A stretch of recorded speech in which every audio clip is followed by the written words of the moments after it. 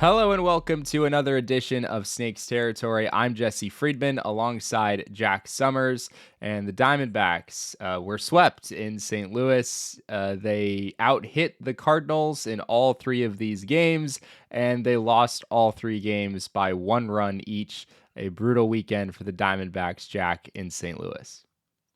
Yeah, that record that you put up there, all time in Busch Stadium, certainly got a boost from the Cardinals side, and looks like we may not see that reach 500 in my lifetime. Feels like it's impossible at this point. I don't know if they'll ever escape the hole that they've sort of dug for themselves at this point. But yeah, Jack, more of the same in the final two games of the series. We of course talked about the Friday game in our post game show Friday night, but Saturday and Sunday both fairly similar games where the D-backs got decent starting pitching performances and had some opportunities, but were not able to capitalize on those enough. It's super frustrating. I mean, that's exactly what Torrey said after today's game, that there was a lot of frustration in the coach's room and, of course, in the locker room with the players. And he used the phrase post game, "It's tough to stomach," and I second that emotion. I guess the sort of microcosm of the state of the Diamondbacks right now occurred in the ninth inning of this game, of course, where they had an opportunity, Jack. They were down just a run, of course, and they had runners at first and second with nobody out against Phil Maton, and a pretty good part of the order due up as well. In Corbin Carroll, the leadoff hitter, he struck out Ketel Marte, then popped out in foul territory. Certainly have to tip your cap to Nolan Arenado, who made an unbelievable catch there. And then Lourdes Gurriel struck out to end the game. There were a number of moments like that throughout the weekend where the Diamondbacks had guys on base and just were not able to get that big hit when they needed it. Yeah, it was not being able to get the big hit, of course. I mean, and we're going to be talking all about the situational hitting a little bit later on in the show. But it was also defense. There was a big play where Scott hit a smash 102 miles at Cattell. Had he been able to make that play, the Cardinals don't get the go ahead run, and it just seemed like the Cardinals made the plays when they had to, and the D-backs did not. That goes all the way back to Friday night. When Alec Thomas wasn't able to come up with that one ball. On Saturday night, there was a ball that got past Lourdes Gurriel Jr. in the outfield that it was tough. I mean, but had he been able to stop that ball and hold it to a single, that was a big game changer too. So, it wasn't only about the situational hitting. It was about defense not being able to come up with a big game changing play, and the bullpen not being able to make the pitch to get out of trouble as well. I mean, we can't blame the pitching so much. I mean, they gave up 14 runs in the series. They only gave up 20 hits. They did walk more batters, and a lot of those walks came around the score. At one point, Steve Berthiaume said on the broadcast that 6 of the 7 walks that had been issued to the Cardinals in the series came around the score. So certainly that wasn't great either. But the bottom line is the D-backs just didn't make the plays on both sides of the ball that they needed to squeak out these close victories. They're now 8-11 in one-run ball games. Ironically, they're 7-4 in two-run games, if I counted that correctly. And one-run ball games aren't the be-all and end-all of a good team or a bad team. The Boston Red Sox, I think, are like 6-13 in one-run games. The Los Angeles Angels were 8-2 last I looked. I don't know if how they ended up today, but so a good team, bad team isn't necessarily determined by your one-run record, but they do matter. Every game counts, and this is frustrating. Diamondbacks bullpen, of course, technically took another loss in the Sunday game. It was Kevin Ginkel getting charged with the loss as he allowed a run in the seventh inning, Victor Scott RBI single that ultimately gave the Padres. I don't know why why I'm talking about the Padres here. Ultimately gave the Cardinals the 1 run lead that they needed to win this game.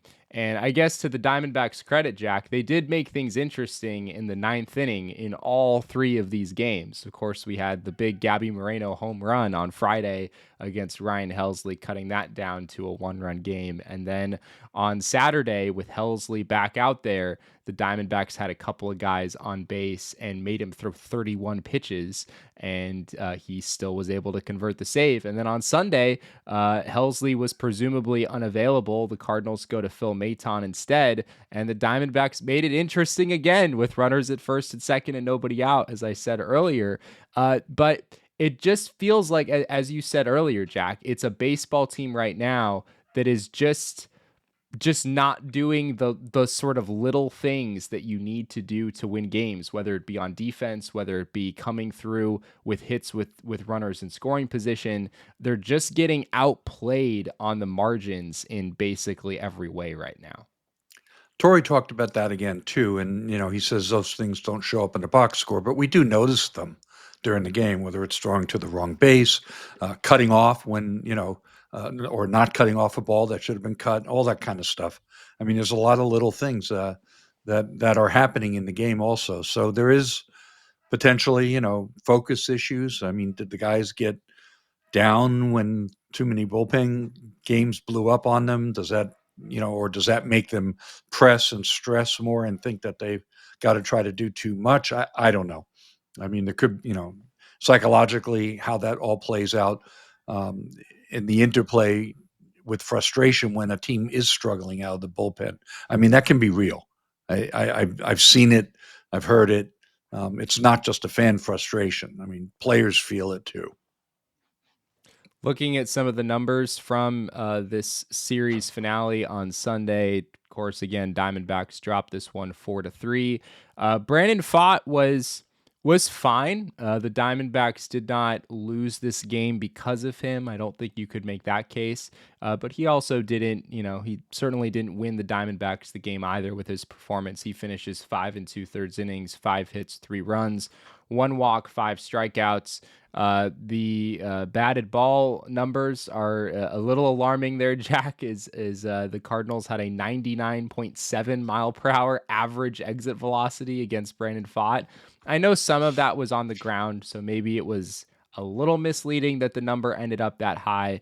But this has been a trend with Pfaadt this season where it's felt like he's come away a little bit lucky maybe to have the numbers that he does. And this was another game where it felt like it could have been a lot worse than it was. Yeah, I mean, 13 of the 17 balls hit against him were over 95 miles an hour, 10 of them over 100. Yeah. 95 being the threshold for what Statcast considers a hard hit ball. So certainly, that amount of hard contact is not a recipe for long term success. It's picking at nits for in the context of one game. I mean, that's not a bad pitching line at all. It's one out short of another quality start. Had he gotten some decent, support offensively, he could have picked up his eighth win. This is first no decision of the year, and I don't believe it's been since early August last year when he had his last no decision. And that's what you get when you stick around long enough in the games, is you get a lot of decisions. So certainly not a knock on him for his ability to go out and compete and stay around the plate and keep his team in the ball game. But it raises some concerns too for the long term. Just there was one slider that just hung in the middle of the plate, and that ball traveled a long way in the other direction, which is just always going to be a thing. Gino Suarez had 3 hits in this game, including a double and a 2-run single that gave the Diamondbacks a 2-0 lead in the first inning. Pavin Smith had a couple of hits in this game. He has not been particularly great at the plate in recent days, so good to see him kind of bounce back there. But yeah, by and large, just kind of more of the same from the Diamondbacks in this one as they lose the series. Of course, they get swept. They've now lost 5 games in a row, and they will finally get what feels like an easier a full week of easier opponents with the Pittsburgh Pirates and the Washington Nationals upcoming in a homestand this next week. We're going to talk about that Pirates series, talk about some more storylines with the weekend in St. Louis, Justin Martinez making his first appearance, check in on the wild card standings, and a whole lot else on the other side of this break. If you're a card collector or you'd like to get into card collecting, may I suggest Arena Club and slab packs, which means that you can rip the packs digitally and, of course, get the card that you want. It's also the most trusted name in the game, and I would rather rip packs these days on my phone than sit next to you and have you grabbing one of my physical packs if I was grabbing one. Yeah, you don't need me grabbing your packs, because last time you grabbed one, it ended up like this card. So let's not have that, and that's why Arena Club is great.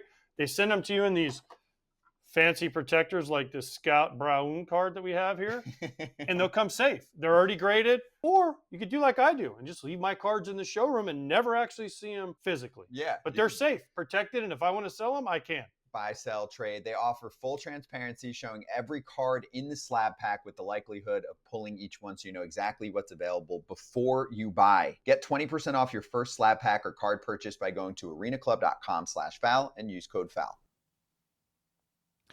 Jack, it's not often that you out-hit your opponent 30-20 and you somehow not only lose a series, but lose all 3 games. That sort of kind of captures the entirety of the weekend for the Diamondbacks. Yes, and that clearly goes back to the runners in scoring position problem that they're having, especially, well, for the most part this year, but especially lately. They were 6 for 28 with runners in scoring position in this series. They're batting .231 with runners in scoring position for the season. That ranks 23rd in the league. And as I mentioned in our last show, very different than last year, where they hit .285 in those situations. So I'm not sure. Are we moving on to the risk discussion yet, or are we still talking? Let's do it. I know you Okay. got some insights to share with one of our listeners.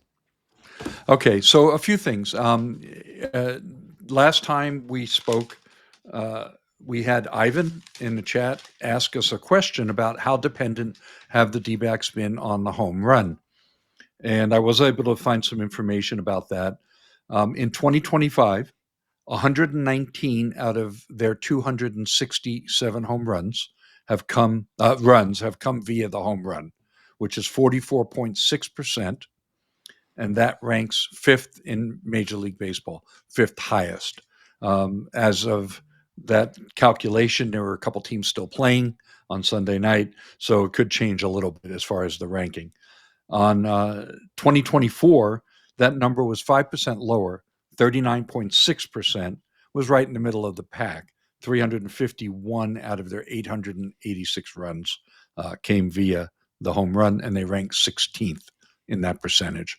So clearly, the team has become more home run dependent. Now, had they been getting more hits with runners in scoring position, maybe they'd have 280 runs instead of 267, for example. And therefore, that percentage would drop into the low 40s, and it would be pretty similar. It's not so much that they're so home run dependent, it's that they're not getting the hits in the other situations like they did last year. So what's going on here? I did a little bit of diving in.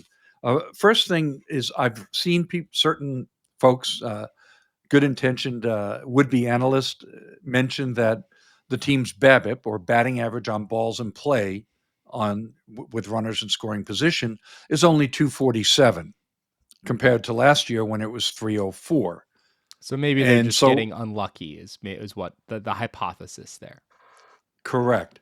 But there's some underlying information when you go to the next layer down that indicates that's probably not the case.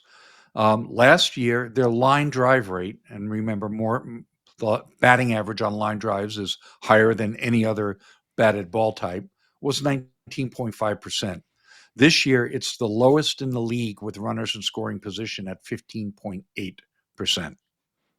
At the same time, their infield fly per fly ball rate Last year was 9.9%, right around league average. This year, it's the third worst in the league at 13.8%. So they're not hitting line drives. They're hitting the ball on the ground and they're popping it up in the air. That's why they have a 247 BABIP. It's not bad luck. They're hitting the ball worse. Now, is that an approach issue? I didn't get down to that deep a level and dig into all the chase numbers because you're starting to get into some small sample sizes.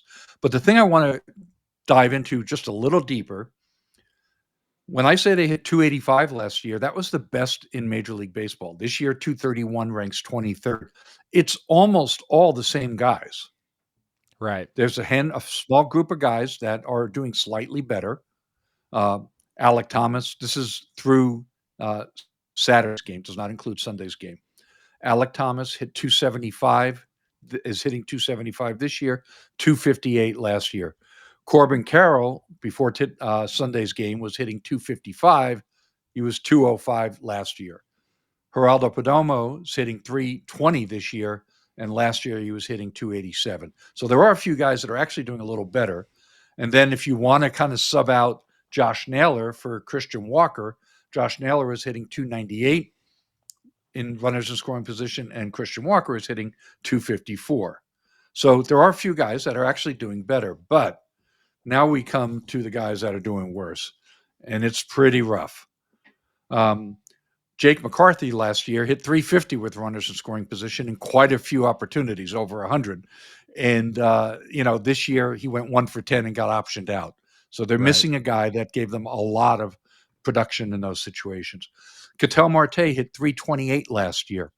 This year, he's hitting 091 before Sunday with 0 line drives. Lourdes Gurriel last year hit 303. This year, 200. It just goes on and on.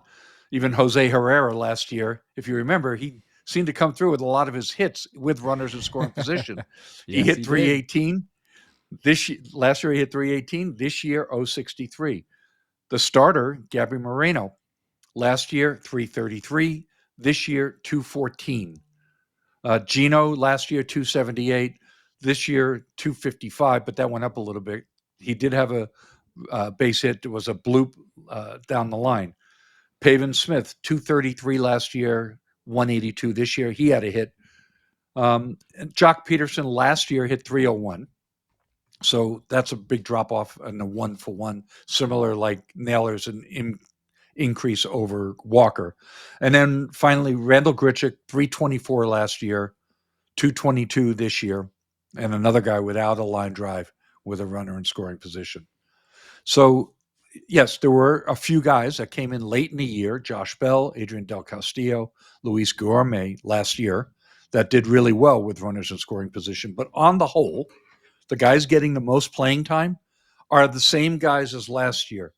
And I'm kind of beating this into the ground a little bit, but I really want to emphasize it because people will look at the numbers this year and say, these guys aren't clutch. They can't hit. This team can't hit with runners in scoring position.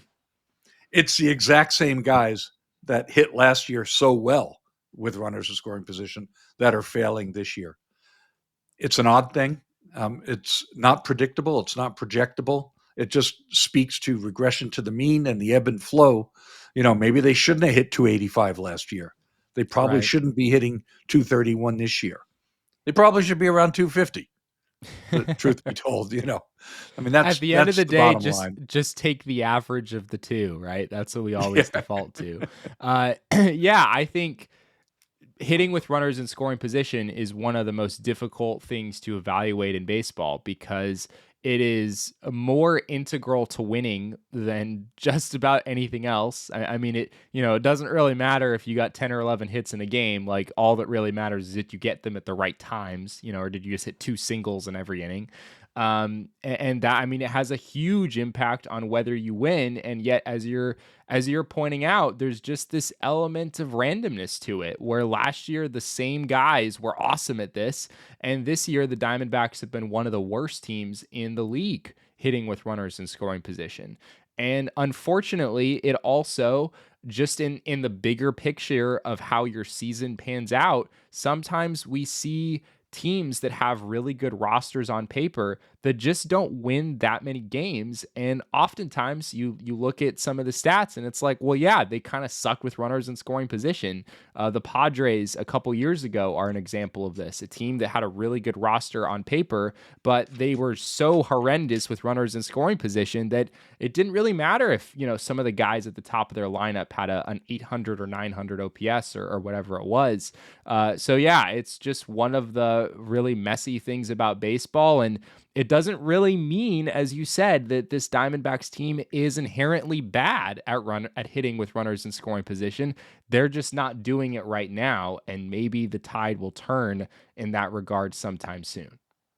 Yes. And I also want to emphasize, look, there's a lot of recency bias in this discussion that we're having right now.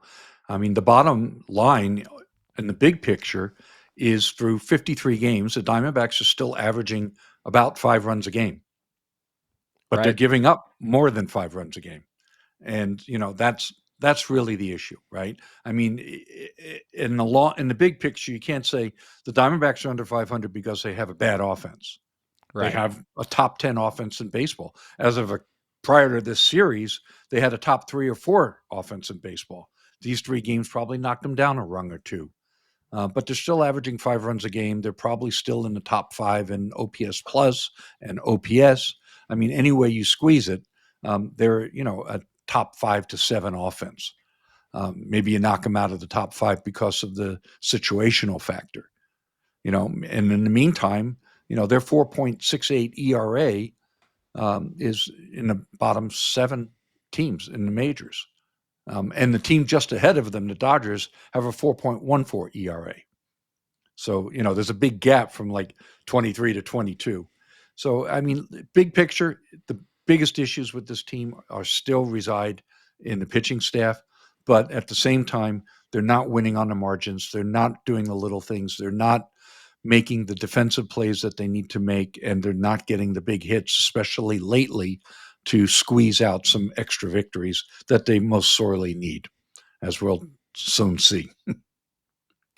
A few other notes that we have here in our series takeaways. D-backs in the series 6 for 28 with runners in scoring position. They were 3 for 20 in the series against the Dodgers. That's an enormous reason why they've lost 5 in a row, as we've been saying. Their bullpen gave up 3 runs in 6 2/3 innings over the weekend, which is by no means terrible, but those runs did come at pretty inopportune times. Kevin Ginkel, of course, giving up a run in a key spot in the Sunday game, and then Justin Martinez giving up a couple runs in the Saturday game. I'll skip down to that one. That was one of the big storylines of this series, Jack, was the Diamondbacks were getting their 100-mile-per-hour man back, and he did get into a game on Saturday. It was not a save situation as we anticipated. He came in the 8th inning, and he wound up, I don't want to say he was the sole reason the Diamondbacks lost that game. He certainly was not, but he was a pretty big reason that they wound up losing that game, as he came in with a lead. He gave up 2 runs, and the Diamondbacks wound up, of course, losing that game by a run.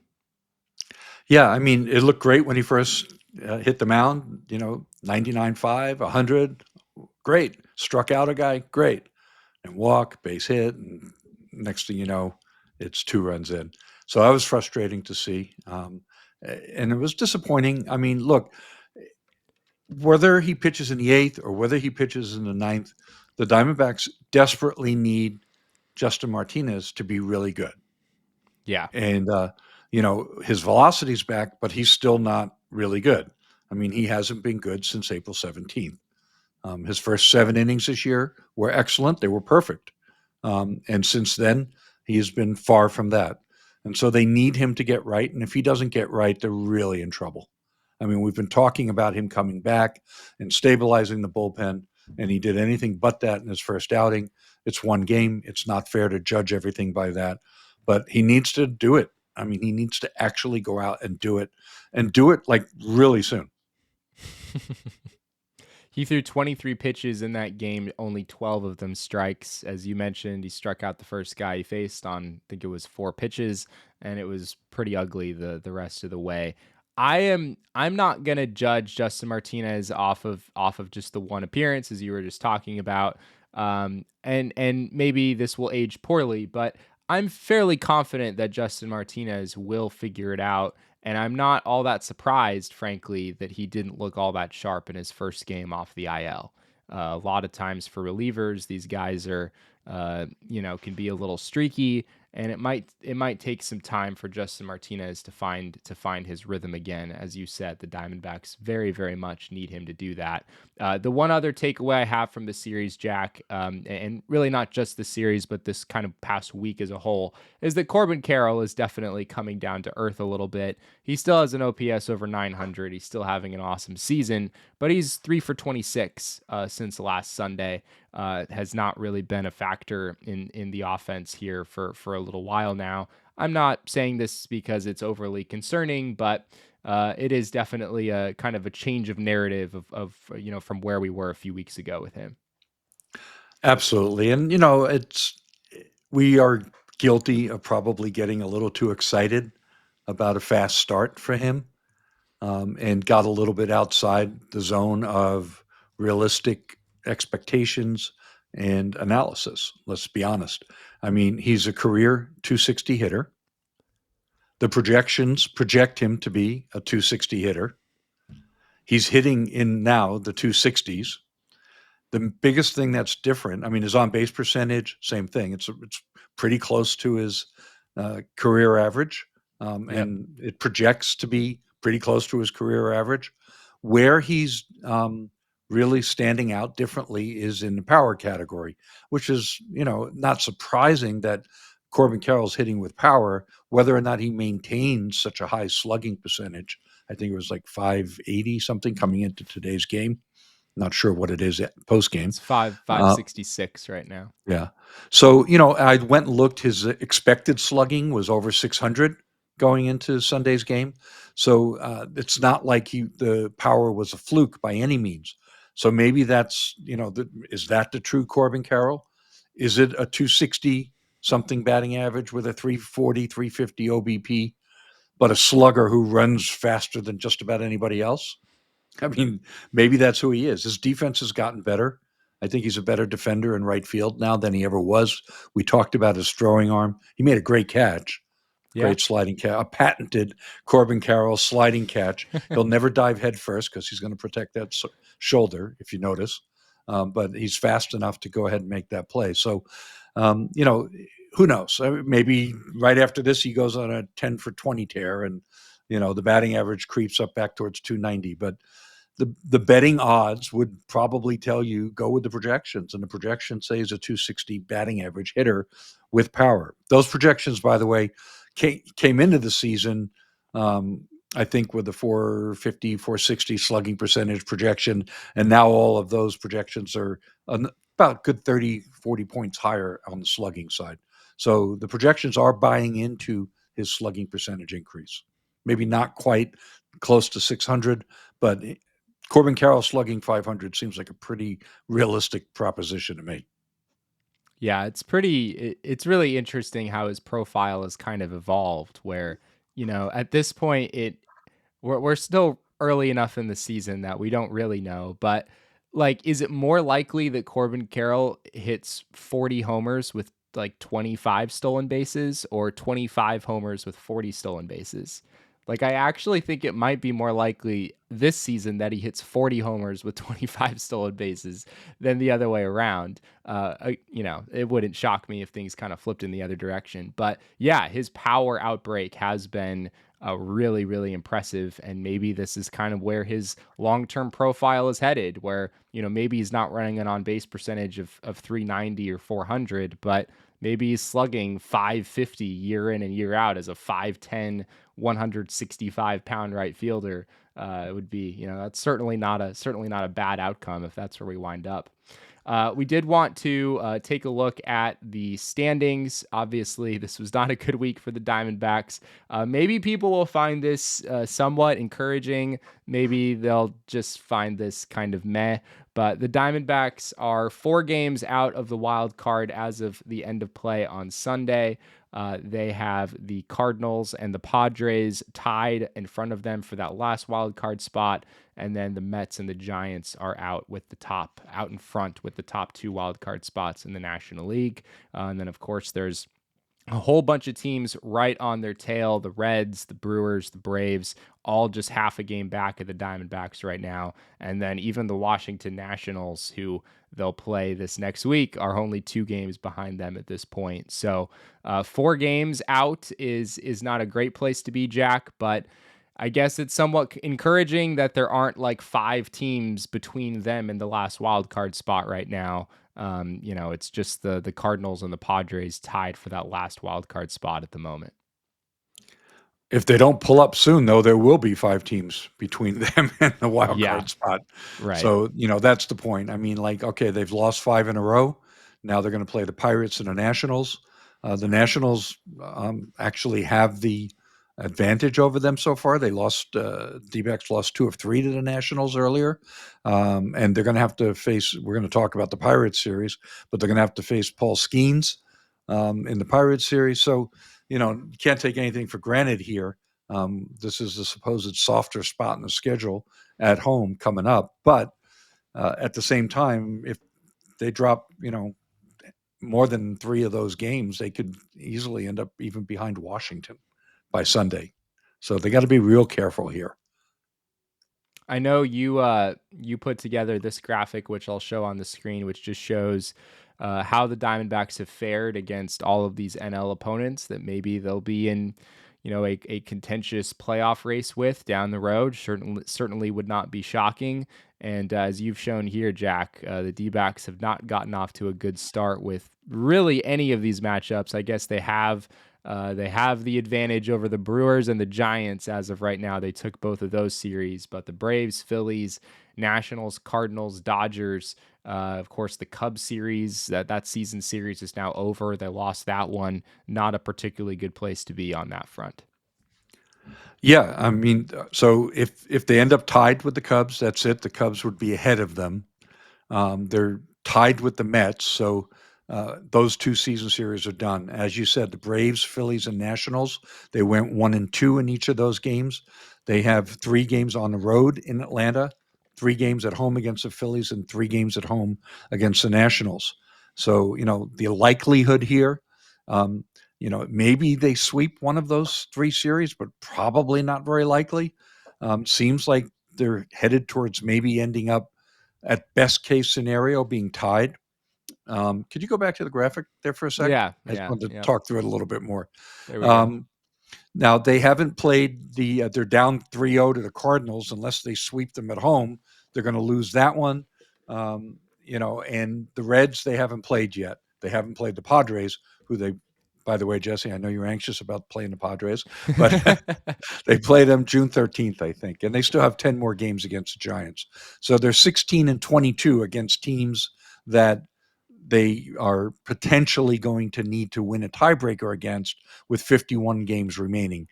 So, I don't know, man. This is not a great situation for the Diamondbacks. I mean, as Torey Lovullo said, well, I don't want tiebreakers, and we just want to power through and win our spot. But the way they're playing and the way the standings are shaping up, it seems like there's at least a 50-50 chance that the tiebreaker is going to come into play once again, even if they're in a spot to actually contend and make it like last year or the year before. So a lot of these playoff odds that, like websites like Fangraphs and Baseball Reference and Pacoda standings at Baseball Prospectus create, I don't think they calculate in these head-to-head tiebreaker.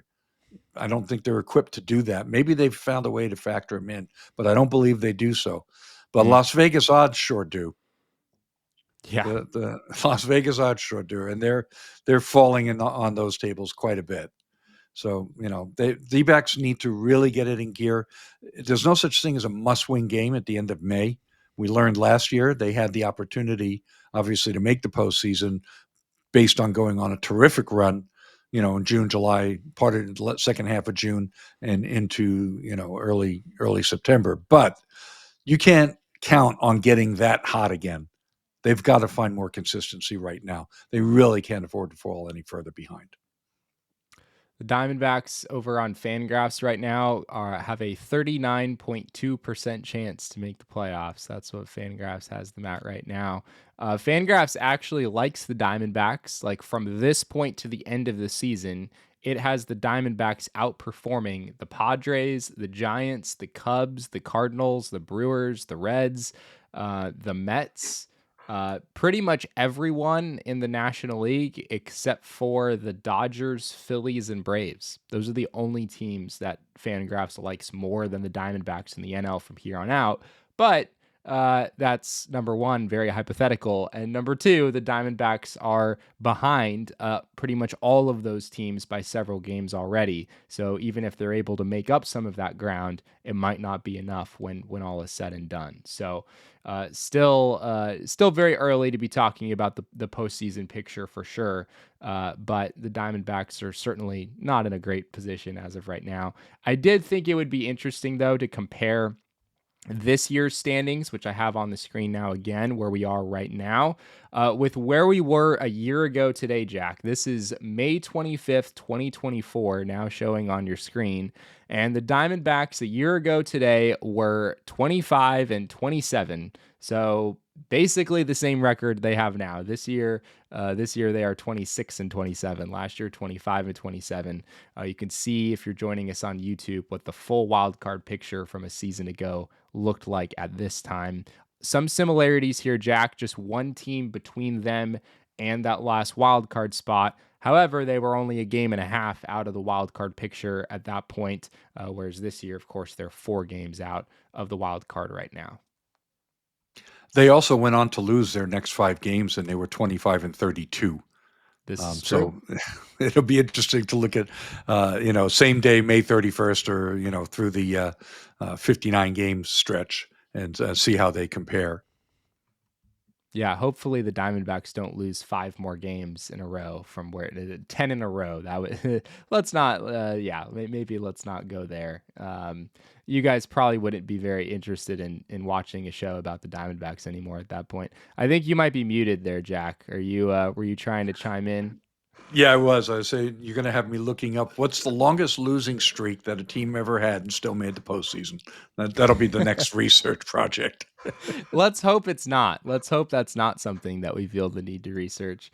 But before we get out of here, we did want to preview the Diamondbacks' upcoming series with the Pittsburgh Pirates back at Chase Field. We have the pitching matchups here. It is Andrew Heaney against Ryan Nelson on Monday. Mike Burrows, a 25-year-old sort of journeyman minor leaguer, come up through the Pirate system, a draft pick of theirs back in 2018. He goes against Corbin Burns on Tuesday. And then, as you mentioned earlier, Jack, the Diamondbacks did not escape Paul Skenes in this series. It'll be Skenes against Zach Gallen on Wednesday. Yeah. So when you have that kind of matchup, unfortunately, Zach Gallen is not pitching all that great right now. So that looks a little lopsided on paper. It doesn't necessarily look like a game that you're going to want to think you're going to be able to chalk up in the win column, at least not, projecting out. Obviously, you never know, right? That's the beauty of baseball. Maybe they'll win that game. But to me, it looks like,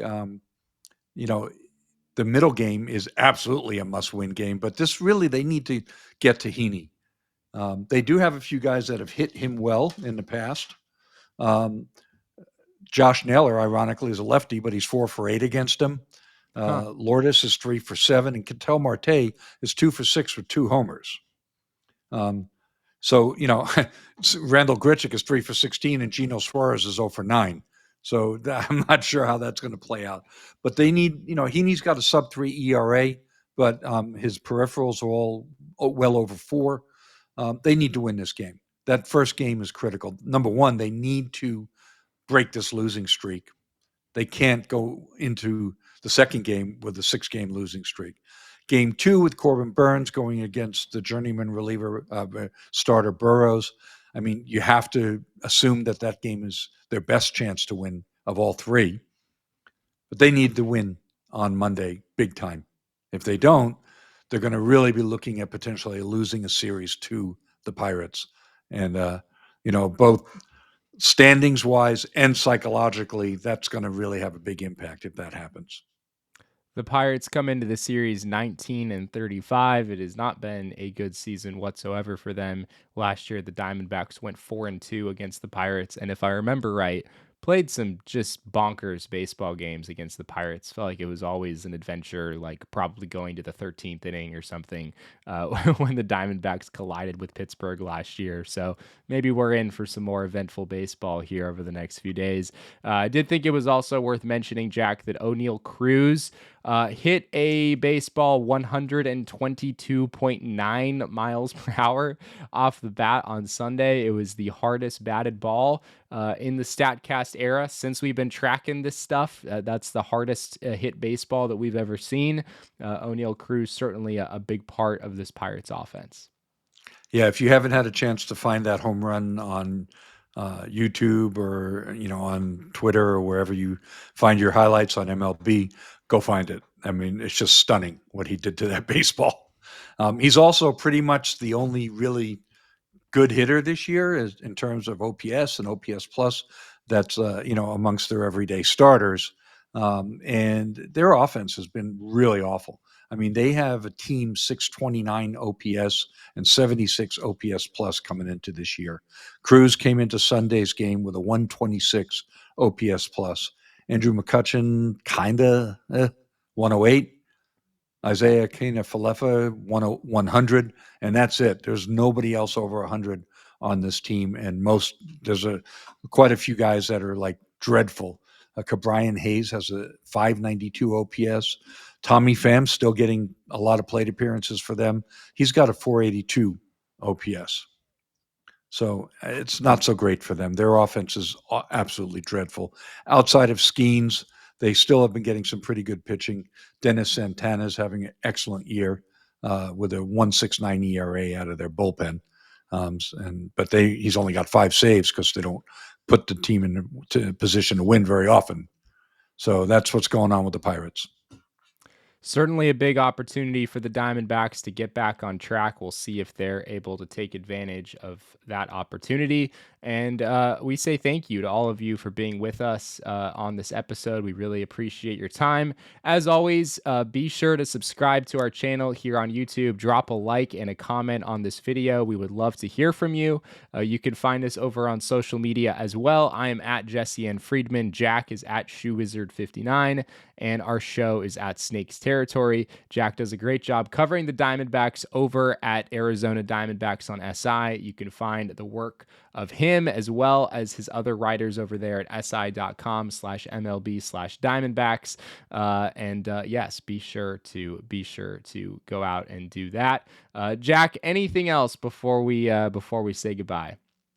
That's about it. I hope everyone had a great weekend and is raring to go Monday morning and enjoying the early morning hours of their workday and looking forward to some baseball Monday night. People aren't working on Monday, Jack. It's Memorial Day. I hope they're not working. Oops. I guess it depends on what industry you work in. If you are working and we can be a light in your day as you're trying to work on Memorial Day. We're happy to play that role for you. But thank you again to all of you for being with us. We really appreciate it. We'll be back with another episode on Wednesday. We'll be live Wednesday evening after the conclusion of that series. Paul Skenes against Zach Allen. Should be interesting to see what happens there. So we hope you'll join us then over on our YouTube channel. Thanks again, and we'll be back with another episode of Snakes Territory again on Wednesday evening.